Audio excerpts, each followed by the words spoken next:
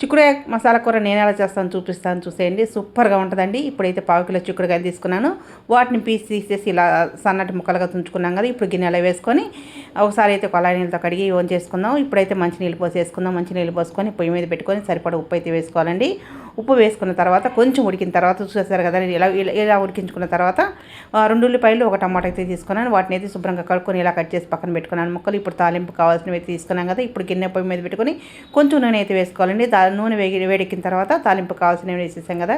ఇప్పుడు తాలింపు ఇలా దోరగా వేగిన తర్వాత టమాటా ముక్కలు ఉల్లిపాయ ముక్కలు వేసేసి పసుపు ఉప్పు వేసేసిన తర్వాత కలబెట్టేసి కాసేపు మూత పెట్టేసేయాలండి. టమాటా ముక్కలు గుజ్జు అయ్యేదాకా మూత పెట్టేసి ఇలా గుజ్జు అయిన తర్వాత మనం ఉడికించుకున్న చిక్కుడుకాయ ముక్కలు అయితే వేసేసిన తర్వాత ఒక్క 2 నిమిషాలు ఆగిన తర్వాత కారం వేసి కలపెట్టేసేయాలండి. కలపెట్టేసిన తర్వాత కొంచెం అలా కలపెట్టేసి సరిపడా వాటర్ అయితే పోసుకొని ఉడికించుకోవాలండి. కొంచెం ఈ లోపల మనం మసాలా రెడీ చేసుకుందాం. ఈ ఉడికే లోపల ధనియాల పొడి, చెక్క, లవంగాలు, గసగసాలు, కొబ్బరి, అల్లం వెల్లుల్లి ఇవైతే ఇలా ముద్దగా వేసుకోవాలండి. ఇలా వేసుకుంటేనే బాగుంటుంది కూర అయితే మాత్రం. ఇప్పుడైతే ఉడికిపోయింది కదా. ఇప్పుడైతే రెడీ చేసుకుని మసాలా వేసేసుకొని పచ్చివాసన పోయేదాకా 2 నిమిషాలు అయితే ఉడికించుకోవాలండి. సూపర్గా ఉందండి కూర అయితే మాత్రం. వీడియో నచ్చితే లైక్ చేయండి, సపోర్ట్ చేయండి, సబ్స్క్రైబ్ చేసుకోండి.